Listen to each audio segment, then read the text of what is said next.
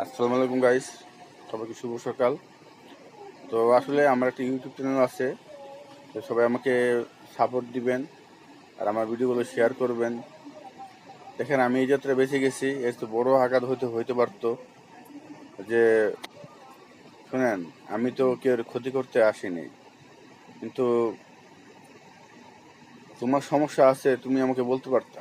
কিন্তু এইভাবে আঘাত করে চলে যাওয়ার মানে নেই। আর সে ভুল স্বীকার করে না যে আমি আঘাত করছি।